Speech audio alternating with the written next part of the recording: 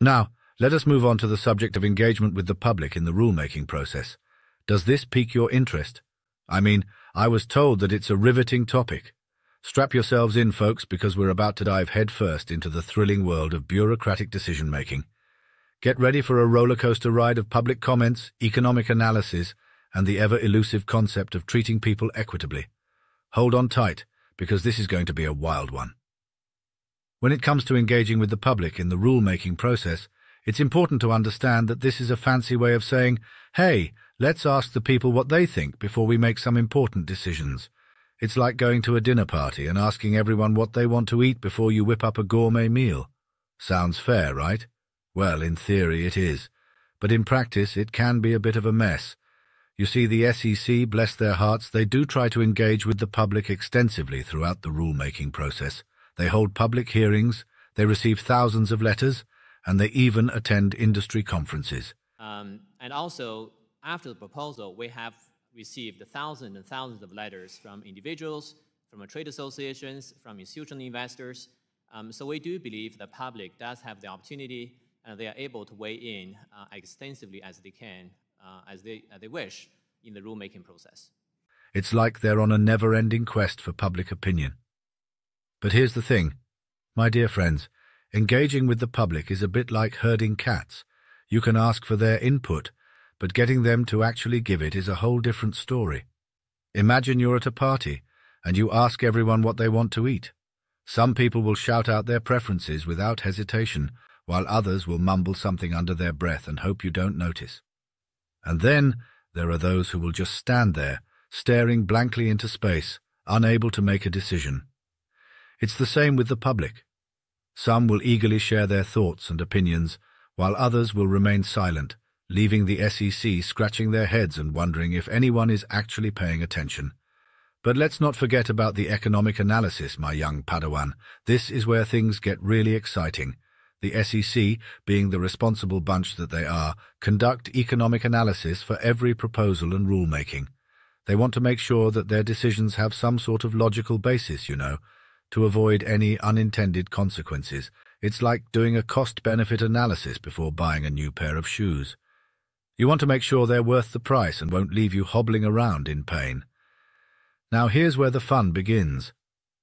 The SEC, in their infinite wisdom, considers the impact of their proposals on emerging minority and women-owned firms. They want to make sure that everyone gets a fair shake, which is commendable. But here's the kicker, folks. The academic literature suggests that these smaller firms might be disproportionately affected by the SEC's decisions. So the concern about women and minority firms comes from the fact that the academic literature shows that those firms tend to be smaller. And it is possible that there may be a disproportionate impact on smaller entities. This is what the comment file says. So we're evaluating those comments at the moment, but it is an issue that is under consideration. It's like trying to balance a seesaw with a bunch of elephants on one side and a couple of mice on the other. It's not exactly a level playing field, if you catch my drift. The SEC is carefully considering these costs and concerns. They say they share our concern, but actions speak louder than words, my young Padawan. It's like saying you'll clean your room, but then spending the whole day binge-watching your favorite TV show.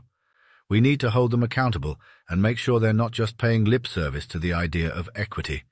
It's hard to argue against engaging with the public and considering the impact of decisions on minority and women-owned firms. We want a fair and inclusive society, after all, but legally, the SEC has a duty to make decisions that are in the best interest of the public and the markets. It's like being torn between doing what's right and doing what's required by the rulebook. It's a delicate balancing act, my friend.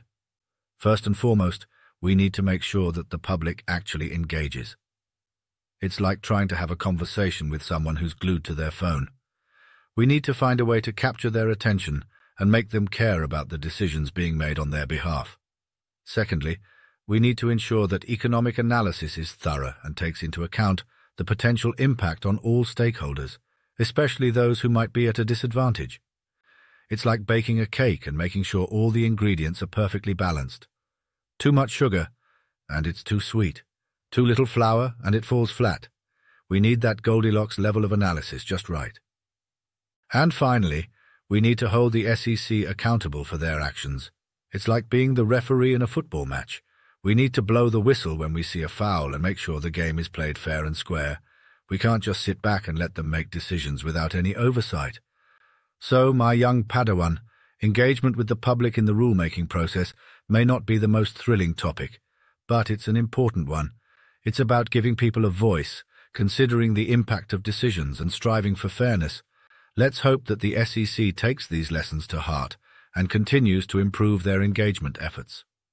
And who knows, maybe one day we'll have a rulemaking process that's as exciting as a roller coaster ride. One can dream, right?